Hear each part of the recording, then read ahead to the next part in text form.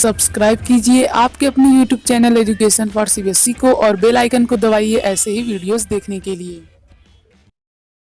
तो आ गए आप तो प्यारे बच्चों, आज की इस वीडियो में लोग बात करने वाले हैं मेंडल के सेकंड लॉ के बारे में, जो कि है डाई हाइब्रिड इनहेरिटेंस। यानी कि यार डाई हाइब्रिड में जो डाई हाइब्रिड कैरेक्टरिस्टिक के बारे में यदि हम लोग बात करें तो उनका कैसे इनहेरिटेंस होता है। ठीक है, बहुत ही डिटेल में हम लोग अच्छे से समझने वाले हैं। देखिए पहले ही बता देता हूँ डाई हाइब्रिड और इनहेरिटेंस का मतलब क्या होता है। हाइब्रिड तो वो होते हैं जो दो प्लांट से मिल करके निकल करके आते हैं। जैसे मान लीजिए दो प्लांट थे, जब उनमें आपस में ब्रीडिंग कराई गई तो उसके बाद जो उनका ऑफस्प्रिंग आया, जो उनका मतलब कि आप लोग कह सकते हैं बच्चा आया, तो वो जो होता है उसी को हम लोग कहते हैं हाइब्रिड।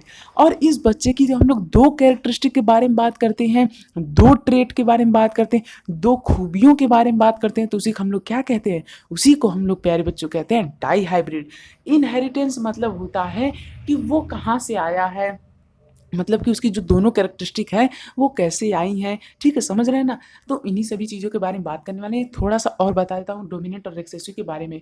जैसा कि हम लोग पिछले कई वीडियो से डोमिनेंट रिसेसिव करते आ रहे हैं।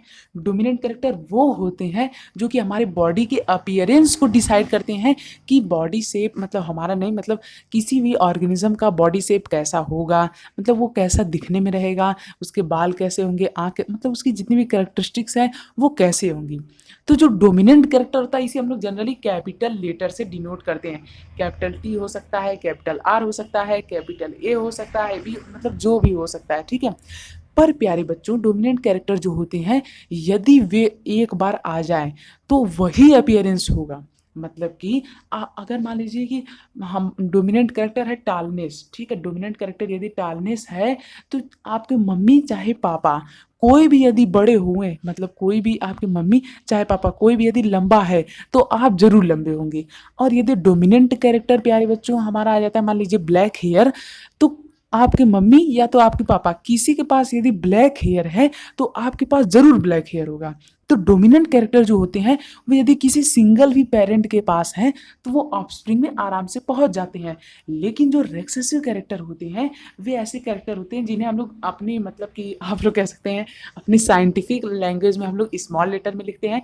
जैसे कि मान लीजिए स्मॉल टी हो गया, स्मॉल आर हो गया, स्मॉल वाई हो गया। ठीक है, लेकिन प्यारे बच्चों जो रिसेसिव कैरेक्टर होते हैं ये जब तक आइडेंटिकल ना हो, मतलब कि दोनों पेरेंट में जब तक ना पाया जाए तब तक ऑफस्प्रिंग में, यानी कि उस बच्चे में, यानी कि उस प्रोगेंसी में ट्रांसफर नहीं हो सकते हैं। जैसे मान लीजिए मान लीजिए रिसेसिव कैरेक्टर है ब्लू आई, तो जब तक आपके मम्मी, जब तक आपके पापा, दोनों लोगों के पास जब तक ब्लू आई नहीं होगी तब तक आपके पास ब्लू आई आ ही नहीं सकती। और मान लीजिए कि यदि रिसेसिव कैरेक्टर क्या लें, हाँ मान लीजिए यदि रिसेसिव कैरेक्टर है ऐसे ही कुछ ले फ्री ईयर लोब, ठीक है, जिसमें आप लोगों का जो कान होता है वो हल्का सा फ्री होता है, मतलब कि अटैच्ड नहीं होता है। तो मान लीजिए रिसेसिव कैरेक्टर है फ्री ईयर लोब, तब प्यारे बच्चों यहाँ पे जब तक आपकी मम्मी और जब तक आपके पापा दोनों लोगों के पास फ्री ईयर लोब नहीं होगा तब तक आपके पास भी फ्री ईयर लोब नहीं आ सकता। तो ये होता है रिसेसिव कैरेक्टर, बहुत इंपॉर्टेंट रोल प्ले करेगा। बहुत ही ध्यान से कॉपी किताब लेकर के बैठ जाइए, मतलब कॉपी और पेन। पेरेंटल क्रॉस के बारे में बात करते हैं। देखिए प्लांट हैविंग राउंड, इन दोनों का हम लोग क्रॉस ब्रीड करा रहे हैं। ठीक है, तो यहाँ पे हमें मेंडल ने ये बताया था कि किस तरह से दो कैरेक्टरिस्टिक्स की यदि हम लोग बात करें तो प्लांट्स में ट्रांसफर होते हैं। तो हम लोग जानते हैं यार मेंडल बहुत अनाड़ी किस्म किसान थे। वो क्या कर रहे थे, वो किसान तो थे पर यार एक ऐसे किसान थे जो कि, समझ रहे हैं ना, मतलब खेती कम करते थे और साइंटिफिक चीज़ें ज़्यादा करते थे। तो वो प्लांट में भी यार कैरेक्टरिस्टिक ढूंढने की कोशिश करते थे। तो यहाँ पे वे पी प्लांट की खेती करते थे, मतलब आप लोग कह सकते हैं। तो पी प्लांट का जब उन्होंने दो कैरेक्टरिस्टिक को लेकर के ब्रीडिंग कराया, मतलब कि उन्होंने दो कैरेक्टरिस्टिक को लेकर के ब्रीडिंग कराया, तब उन्हें क्या मिलता, उन्हीं सभी चीज़ों के बारे में देखने वाले।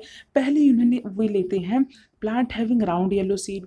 ठीक है, मतलब कैसे प्लांट जिनके पास राउंड येलो सीड, और उसके बाद एक ऐसा प्लांट लेते हैं जिनके पास रिंग ग्रीन सीड होता है। ठीक है, फिर इन दोनों का जब ये ब्रीड कराते हैं तब उन्हें देखिए क्या मिलता है, तब उन्हें मिलता है आर आर, यानी कि समझ रहे हैं ना, कैपिटल आर मतलब राउंड शेप, स्मॉल आर मतलब रिंकल शेप, लिखते चलिए, और कैपिटल वाई मतलब yellow colour, Y small Y मतलब ग्रीन कलर।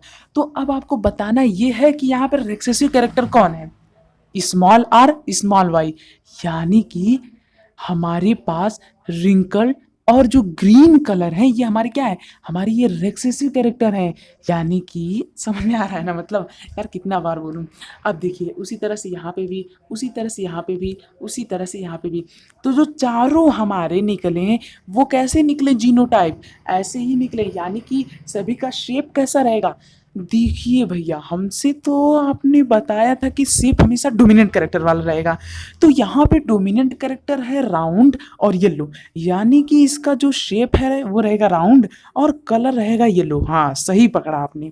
यहाँ पे प्यारे बच्चों जो शेप रहेगा वो राउंड रहेगा, जो कलर रहेगा वो येलो रहेगा। क्यों, क्योंकि यहाँ पे हमारा जो डोमिनेंट कैरेक्टर है वो राउंड होता है और जो रिसेसिव कैरेक्टर होता है वो रिसेसिव कैरेक्टर होता है शेप में वो रिंक होता है, रिंकल्ड। ठीक, मतलब जैसे जैसे यार अनइवन शेप नहीं होता, ऐसे आप लोग कह सकते हैं पिचक उचक जाता है यार बीच में, ठीक है, समझ रहे हैं ना। तो इस तरह से हमारा ये जो होता है प्लांट, प्लांट जो है वो हमारे इस कैरेक्टर के फॉर्म में आ जाते हैं। ये किसका एक्सपेरिमेंट था, मेंडल का। तो उन्होंने हमें ये बताया कि जब हम लोग pure breed of round yellow plant का ब्रीडिंग कराते हैं, किससे, रिंकल ग्रीन प्लांट से, यानी कि चिपुड़ा, मतलब समझ रहे हैं ना, मतलब चिपके उपके यार ग्रीन जो होते हैं ऐसे प्लांट जिनकी सीड कैसी हो, एक तो भैया वो चिपकी उपकी हों, दूसरे ग्रीन कलर की हों, और एक सीड ऐसी हो उनकी जो कि एकदम राउंड हो और येलो हो। तो उन्होंने इन दोनों प्लांट का जब ब्रीड कराया तो उन्होंने ये पाया कि जो आने वाले सभी प्लांट्स थे, जो आने वाले सभी प्लांट्स थे वो कैसे फॉर्म हुए, वो फॉर्म हुए राउंड, यानी कि उनका शेप था राउंड और उनके सीड का कलर था येलो। यहाँ तक क्लियर है। अब फिर उन्होंने इसका भी ब्रीड कराया, उन्होंने इसका भी ब्रीड करा है, यानी कि राउंड येलो जो सीड्स थी उनका ब्रीड करा दिया राउंड येलो से। फिर उन्हें मिल करके आता है कि यहाँ पे तो मुझे कुछ नए प्लांट मिल गए, मतलब कि राउंड येलो और रिंकल ग्रीन तो पहले ही था, पर अब राउंड और ग्रीन मिल गया और रिंकल और येलो मिल गया। तो उन्होंने अपनी ऑब्जर्वेशन में ये हमें बताया कि जो राउंड, उन्होंने कुछ प्लांट लिए थे लगभग 700 के आसपास, तो उसमें से उन्होंने देखा कि जो राउंड येलो प्लांट की संख्या थी वो कितनी थी, 315। राउंड ग्रीन प्लांट की संख्या कितनी थी, 108। और उसके बाद रिंकल येलो की संख्या कितनी थी, 101। रिंकल ग्रीन की नंबर कितनी थी, 32। तो उसके बाद ये यहाँ पे हमसे ये बताते हैं कि जो उनका रेशियो आता है वो अप्रोक्सीमेटली 9:3:3:1, यानी कि राउंड येलो कितने आए, 9। मान लीजिए कि यहाँ पे 9, 3, 12, 3, 15, हाँ मान लीजिए यहाँ पे 16 प्लांट को उगाया गया, ठीक है, मतलब कि 16 प्लांट की ब्रीडिंग हुई। मान लीजिए 16 प्लांट निकल करके आए, तो 16 में से 9 प्लांट थे किसके, राउंड येलो के, 3 प्लांट किसके थे, राउंड ग्रीन के, रिंकल येलो प्लांट कितने थे, 3, और 1 प्लांट निकल करके आया रिंकल ग्रीन। ठीक प्यारे बच्चों, तो इस तरह से उन्होंने एक नई यानी दूसरी लॉ फॉर्मुलेट की। उन्होंने ये कहा कि जब दो कैरेक्टरिस्टिक वाले F1 जनरेशन, यानी कि F1 जनरेशन का उन्होंने क्रॉस ब्रीड कराएंगे हम लोग, तब हमारे सामने जो जीन का जो मतलब कि अथवा होता है, मतलब कि बंटवारा, या फिर आप लोग कह सकते हैं जीन का जो डिस्ट्रीब्यूशन होता है वो इंडिपेंडेंटली होता है। मतलब कि भैया इतना तुम ले लो, इतना तुम ले लो, इतना तुम ले लो, इतना तुम। तो इस तरह से इन्होंने अपनी दोनों लॉ दी। अब उनका बेसिक दोनों लॉ से उनका मतलब क्या था, मतलब वे कहना क्या चाहते थे, वे हमें ये दिखाना चाहते थे कि जो यहाँ पे यार मतलब कि चिल्ड्रन, यानी कि जो ऑफस्प्रिंग के अंदर जो कैरेक्टरिस्टिक आती जाती हैं वो एक सिस्टमेटिक में वे में जाती हैं, ना कि बिना किसी मैनर के। जैसा कि उन्होंने हमें अपने पहली लॉ से बताया कि 3:1 के रेशियो में वे जाती हैं, और दूसरी लॉ में वहीं पे हमसे ये बता रहे हैं कि 9:3:3:1, यानी कि ये हमारे सामने ये कहना चाहते हैं कि किस तरह से जो जीन होता है उनका बंटवारा होता है। ठीक है, तो मुझे उम्मीद आप लोग समझ में आ गया होगा। यदि आप लोग यहाँ तक आ चुके हैं चैनल को सब्सक्राइब कर दीजिए। अगली वीडियो को देखने के लिए डिस्क्रिप्शन में एक लिंक दी गई है, वहाँ पे जा करके आप लोग विजिट कर सकते हैं।